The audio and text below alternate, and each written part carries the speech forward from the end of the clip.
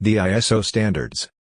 Whether it's the 9001, 14001, 45001, or 27001, they all share the same framework.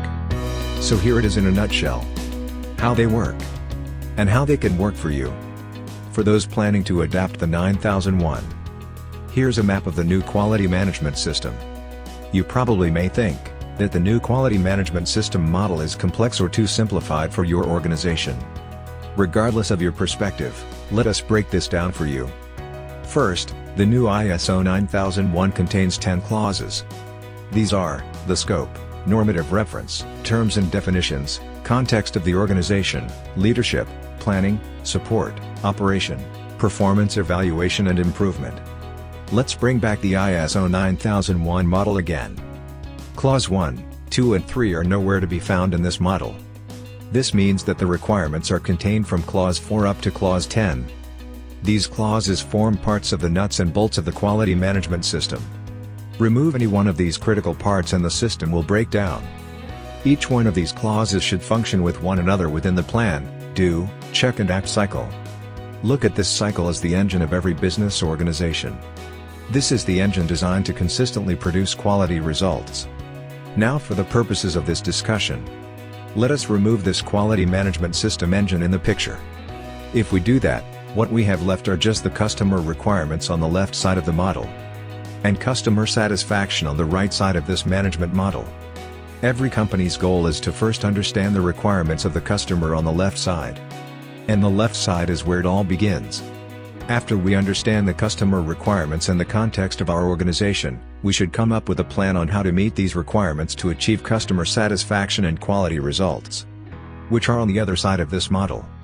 The left side tells us what the requirements are, and the right side shows us the desired end results.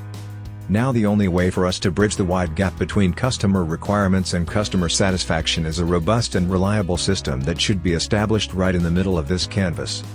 This is where the quality management system comes into place.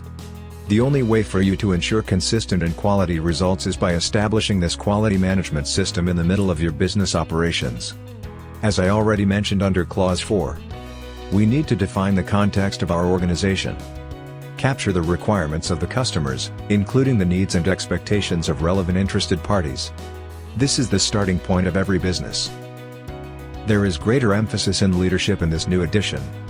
Unlike the old ISO 9001, where leadership is delegated upon the quality management representative, the new ISO 9001's emphasis is on the importance of leadership and commitment. The leaders of the business's organization, at all levels, should communicate the importance of meeting the expectations of the clients at all times.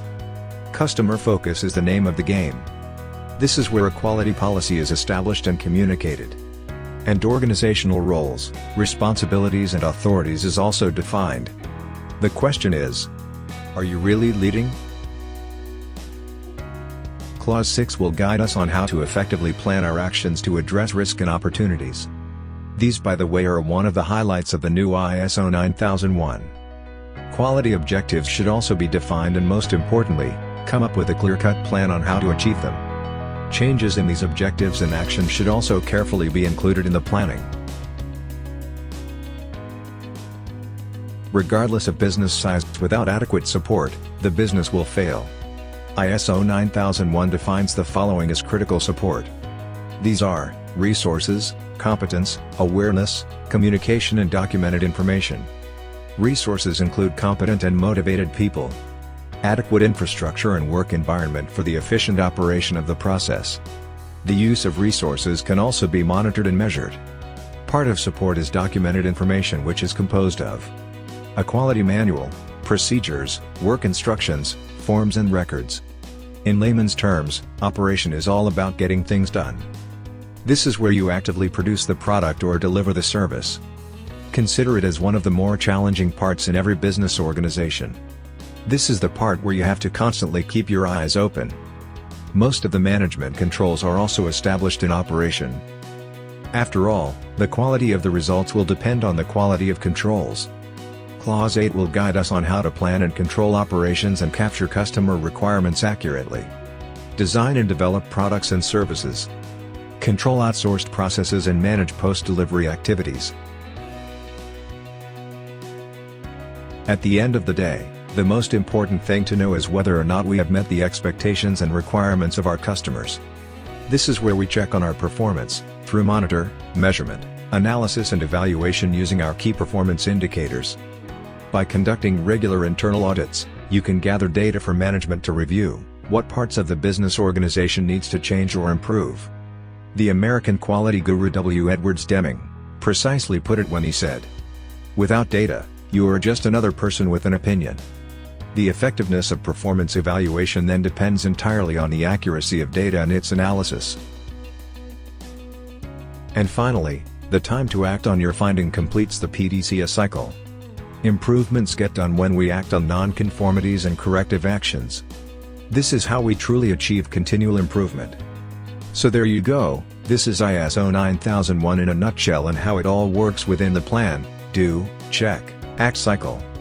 Our best advice is, if you want consistency and quality in your products or services, complete the PDCA cycle and get ISO certified.